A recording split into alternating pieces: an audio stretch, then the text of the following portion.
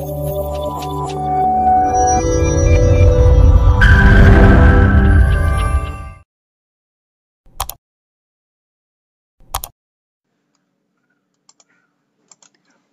friends, welcome to Trinity Cultural Academy.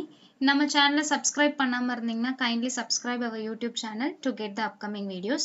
இந்த வீடியோல என்ன பார்க்க போறோம் அப்படின்னா tidbits of soil science. அதாவது soil scienceல இருக்கிற important points மட்டும் எடுத்து போட்டிருக்கோம். Why? Because இந்த soil science partல இருந்து AO exam, AAO exam எதுவா இருந்தாலுமே minimum of 25 to maximum of 30 questions வரைக்கும் கேக்குறாங்க. So important unit. First important என்ன அப்படின்னு பார்த்தோம்னா soil. The word soil is derived from Latin word which means soilum. Latin wordல இருந்து என்னென்ன wordsலாம் derive பண்ணிருக்கோம்னு பார்த்தீங்கன்னா agriculture, horticulture, extension இந்த மூணு வேர்டை derive பண்ணிருக்கோம். Plus the word pedology and edaphology is originated from Greek word. The Greek wordல இருந்து என்ன word என்ன derive பண்ணிருக்கோம்னு பார்த்தீங்கன்னா the word economics is also derived from Greek word. Pedology யோட மீனிங் என்னன்னு பார்த்தீங்கன்னா origin of soil or genesis of soil னு சொல்லலாம். Edaphology அப்படின்னா plant growth in relation with soil or soil in relation with plant growth எப்படினாலும் சொல்லலாம். Next one, the father of soil science யாருன்னு பார்த்தீங்கன்னா Dakachew. Important question in exam point of view. Then the law of minimum யாரு சொன்னதுன்னா Justus von Liebig. He is also known as father of agriculture chemistry. Next one is functional nutrients. The functional nutrients எத்தனை இருக்கு மொத்தமா அப்படின்னு பார்த்தீங்கன்னா 21 இருக்கு. இது யார் சொன்னதுன்னா Nicolas. எந்த இயர்னா 1961. International Year of Soil அப்படின்னு எந்த இயர் சொல்லுவோம்னா 2015. And World Soil Day எப்போ செலிப்ரேட் பண்றோம்னா December 5th. இது ரெண்டுமே ரொம்ப இம்பார்ட்டன்ட், நல்லா ஞாபகம் வச்சுக்கோங்க. Then the Indian Institute of Soil Science IISS எங்க இருக்குன்னு பார்த்தோம்னா போபால், மத்திய பிரதேஷ். எந்த இயர்ல எஸ்டாப்ளிஷ் பண்ணாங்கன்னா 1988. The National Bureau of Soil Survey and Land Use Planning NBSS and LUP எங்க இருக்குன்னு பார்த்தீங்கன்னா Nagpur. The word petrology is meaning என்ன அப்படின்னு பார்த்தோம்னா study of rocks. இது ரொம்ப important questionல கேட்பாங்க. The study of rocks is known as அப்படி சொல்லி கேட்பாங்க. Then the example of igneous rocks, sedimentary rocks and metamorphic rocks. இது மூணுத்துக்குமே இண்டிவிஜுவலா என்ன எக்ஸாம்பிள்னு தெரியணும். கொஸ்டின்ல எப்படி இருக்கும்னா granite is an example of அப்படின்னு கொடுத்து கேட்பாங்க. So example of igneous rocks is basalt and granite. Sedimentary rocks is limestone, sandstone and shale. Igneous rocks அப்படின்னா என்னன்னா which is formed from solidification of molten magma. மேக்மால இருந்து form ஆனதெல்லாம் igneous rocksனும், igneous rocksல இருந்து form ஆனதெல்லாம் sedimentary rocksனும். இது ரெண்டுமே igneous and sedimentary rocks ரெண்டுத்துல இருந்து form ஆனது metamorphic rocksனும் சொல்றாங்க.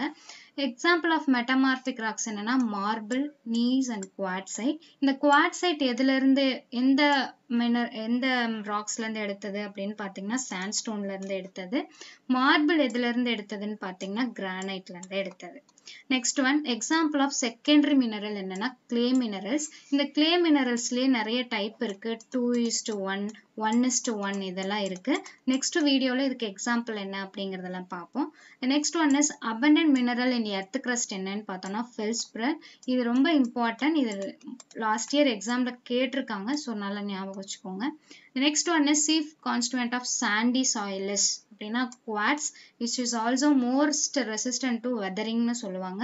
ஸோ கொஸ்டின் எப்படி இருக்கும்னா resistant mineral to weathering process எது அப்படின்னு சொல்லிட்டு 4 ஆப்ஷன் கொடுத்து குவாட்ஸ் கொடுப்பாங்க. So quartz is most resistant to weathering. Next one is source of mineral for phosphorus is apatite. இந்த sources of mineral for எல்லா நியூட்ரியன்ஸுக்குமே தெரிஞ்சு வச்சுக்கணும். Why? Because இது இண்டிவிஜுவலா கேட்குறாங்க. இதுல வந்து பாஸ்பரஸ் மட்டும் கொடுத்துருக்கோம். நீங்க எல்லா நியூட்ரியன்ஸுக்குமே தெரிஞ்சு வச்சுக்கோங்க. That is good. The next one is active soil forming factors, passive soil forming factorsனு ரெண்டு இருக்கு. இது யாரு சொன்னதுன்னு டாக்கச்சூ சொல்லியிருக்காரு, ஜென்னி அப்படிங்கிறவரை சொல்லியிருக்காரு, கிளாஸிஃபை பண்ணியிருக்காங்க. ஆக்டிவ் சாயில் ஃபார்மிங் ஃபேக்டர்ஸ் என்ன அப்படின்னு பார்த்தோம்னா climate and organism. Passive soil forming factors parent material, relief and time.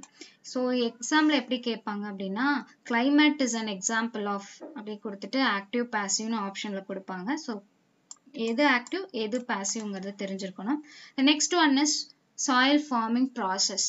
இதில் நிறைய ப்ராசஸஸ் இருக்கு. ஃபண்டமெண்டல் சாயில் ப்ராசஸ் என்னன்னு பார்த்தோம்னா ஹியூமிஃபிகேஷன், எலுவியேஷன் அண்ட் ஹரிசானேஷன். இதனோட detailed explanation in further videosல பார்ப்போம். இப்போதைக்கு fundamental soil forming process என்னென்னன்னு மட்டும் தெரிஞ்சுக்கோங்க. இது இல்லாம special soil forming processலாம் இருக்கு. அதெல்லாம் in further videosல பார்ப்போம். Next one is removal of sesquio oxides from soil is known as parcellization. Sesquio oxides na enna appadina aluminum and iron oxides da sesquio oxides nu solluvaanga. So in the term அப்படியே கொடுத்துட்டு is called அப்படினு கேட்கறதுக்கு வாய்ப்பு இருக்கு. The next one is smallest volume of soil என்ன சொல்லுவோம்னா pedon is also a direct question and important question. The next one is vertical section of soil is soil profile. So டைரக்டா இந்த ஸ்டேட்மெண்ட்டை கொடுத்துட்டு மினிமம் 2-3 டைம் இந்த question கேட்டிருக்காங்க. So important question.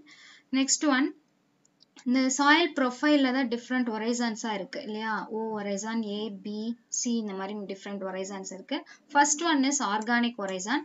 இது forest சாயிலில் இருக்கும், ஏரபிள் சாயில்ஸில் இருக்காது. ஸோ கொஸ்டின் எப்படி இருக்குன்னா, எந்த சாயில்ஸ்ல ஆர்கானிக் ஒரைசான் இருக்காது அப்படிங்கிற மாதிரி கொஸ்டின்ஸ் இருக்கும். So kindly note this important point. Next one is the top most mineral horizon எதுன்னு கேட்பாங்க, A horizon. Next one, the zone of maximum leaching or eluviation process எந்த ஜோன்ல நடக்கும் அப்படின்னு கேட்பாங்க, ஏ ஒரைசான்.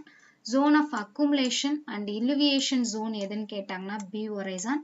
இந்த 3 கொஸ்டின் இல்லை, கண்டிப்பா எக்ஸாம்ல எதிர்பார்க்கலாம், important one. Next one is சோளம்ங்கிறதும் ரெகோலித்துங்கிறதும் என்னென்ன ஒரைசான்ஸ்னால மேட் ஆயிருக்கு அப்படிங்கிறது கொஸ்டின்ல இருக்கும்.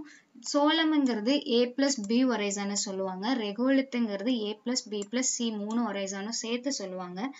Next one is composition of soil. எல்லாருக்கும் தெரியும் சாயில்ல வந்துட்டு மினரல் மேட்டர், ஆர்கானிக் மேட்டர் எல்லாமே இருக்கு. ஸோ இண்டிவிஜுவலோட பர்சன்டேஜ் ரொம்ப முக்கியம். Mineral matter 45%, 5% organic matter, 25% and 25% soil, air and water in equal ப்ரொபோர்ஷன்ல ஸ்பிளிட் ஆயிருக்கு. நெக்ஸ்ட் ஒன், 12 சாயில் ஆர்டர்ஸ் இருக்கு. நம்ம இந்தியாலன்னு பார்த்தோம்னா 12 சாயில் ஆர்டர்ஸா பிரிச்சிருக்காங்க. அதுல highest unit of soil taxonomy எதுனா சாயில் ஆர்டர், ஸ்மாலஸ்ட் யூனிட்னா soil series. Next one, black soil comes under which order அப்படின்னு கேட்டா வெர்டிசால். இதுவே ரெட் சாயில் எந்த ஆர்டருக்கு கீழே வருதுன்னு கேட்டாங்கன்னா அல்பிசால். நெக்ஸ்ட் ஒன், ரெட் சாயிலுக்கு இன்னொரு பேர் என்ன, தர்ஸ்டி ஆர் ஹங்க்ரி சாயில்னு சொல்லுவாங்க. அதே மாதிரி பிளாக் சாயிலுக்கு இன்னொரு பேர் வந்து ரெகூர் சாயில்னு சொல்லுவாங்க. ரெட் சாயில் எந்த ஆர்டருக்கு கீழே வருதுன்னு சொன்னோம், அல்பிசால்ஸ் ஆர்டருக்கு கீழே வரும். Next one, dominant soil type found in India அப்படின்னு கேட்டா அலுவியல் சாயில். இதுவே ஃபவுண்ட் இன் தமிழ்நாடு அப்படின்னு கொஸ்டின்ஸ் வந்தா ரெட் சாயில். நெக்ஸ்ட் ஒன், எவ்வளோ % ஆஃப் ரெட் சாயில் அப்படின்னு பார்த்தோம்னா மினிமம் 60 to 62% வரைக்கும் ரெட் சாயில் தான் நம்ம தமிழ்நாட்டில் இருக்கு. Next one, red colour of red soil is due to அப்படின்னு கேட்டால் ஃபெரிக் ஆக்சைட்ஸ் ஆர் ஹெமடைட்னு சொல்லுவாங்க. ஹெமடைட் வந்து ரெட் கலர்ல இருக்கனால ரெட் சாயில் அதிகமா இருக்கு. Okay. Next one, relative proportion of sand, silt, clay, that is primary soil particles க்கு பேர் தான் soil texture. It is a physical property which cannot be altered. இந்த கொஸ்டின் வந்து ரிப்பீட்டடா கேட்குறாங்க. The physical property of soil which cannot be altered அப்படின்னு சொல்லிட்டு soil texture வந்து மொத்தமா 12 soil texture classes இருக்கு. இந்த 3 sand, silt, clay இது 3 ஈக்குவல் ப்ரொபோர்ஷன்ல ஸ்பிளிட் ஆயிருக்கிறதுக்கு பேரு லோமி சாயில்ஸ்னு சொல்லுவாங்க. மேக்ஸிமம் அக்ரிகல்ச்சர் ப்ராக்டிசஸ்க்கு யூஸ் பண்றது லோமி சாயில்ஸாக தான் இருக்கும். லைக் ரைஸ் அப்படின்னு பார்த்தோம்னா கிளே லோமி சாயில் யூஸ் பண்ணுவோம். இதுவே பல்சஸ் போடுறோம்னா சாண்டி லோமி சாயில்ஸ் அதிகமாக யூஸ் பண்றோம். நெக்ஸ்ட் ஒன், எந்த சாயில கிளே சாயில் அப்படின்னு சொல்லுவோம் அப்படின்னா minimum of 35 to 40% clay content இருக்கணும் ஆர் மோர், அதுக்கு மேலேயும் இருக்கலாம், அதுதான் கிளே சாயில்னு சொல்றோம். சாண்டி சாயில் அப்படின்னா மோர் தென் 70% சாண்ட் இருக்கணும், clay content less than 50%. Maximum desert சாயில்ஸ்லாம் பார்த்தோம்னா 8% கிளே கண்டென்ட் 8% கிளே கண்டென்ட் தான் இருக்கும். நெக்ஸ்ட் இம்பார்ட்டன்ட் டேபிள் என்னன்னு பார்த்தீங்கன்னா இந்த டேபிள் அந்த soil texture sand, silt, clay இந்த 3ஓட சைஸ் என்னங்கிறது ரொம்ப ரொம்ப இம்பார்ட்டன்ட். அதுவும் கிளேக்கான கொஸ்டின் இல்லாம இருக்கவே இருக்காது. ஸோ லெஸ் தென் 0.02 mmல இருக்கிறது கிளே பார்ட்டிக்கல். இது மாதிரி எல்லாத்துக்கும் பார்த்துக்கோங்க. இந்த அடுத்தடுத்த நம்பர்ஸ் தான் வரும், நல்லா ஞாபகம் வச்சுக்கோங்க. இந்த டேபிள்ல இருந்து கண்டிப்பா கொஸ்டின்ஸ் வரும். Next one, arrangement of soil particles is called as soil texture. It's also another physical property of soil. எப்போ வந்து ஒரு சாயில் ஆர்கானிக் சாயில் அப்படின்னு சொல்லுவோம்னா சாயில் ஆர்கானிக் மேட்டர் 20%க்கு மேலே இருந்தால் அதன் சாயில் ஆர்கானிக் சாயில்னு சொல்லுவோம். Next one the suitable soil structure for agriculture practices என்னன்னா crumby structure or granular structure ரெண்டுமே. அதிகமாக சொல்றது கிரம்பி ஸ்ட்ரக்சர். இது என்ன சாயில் ஸ்ட்ரக்சர் கிளாஸ்க்கு கீழே வருதுன்னு பார்த்தோம்னா ஸ்பீராய்டல் சாயில் ஸ்ட்ரக்சர், ஸ்பீராய்டல் டைப்புக்கு கீழே கிரம்பி ஸ்ட்ரக்சர் வருது. Okay friends, thank you. நெக்ஸ்ட் வீடியோவில் இன்னும் இம்பார்ட்டன்ட் பாயிண்ட்ஸ்லாம் போட்டு நெக்ஸ்ட் வீடியோவில் பார்ப்போம். தேங்க்யூ ஃபார் வாட்சிங்.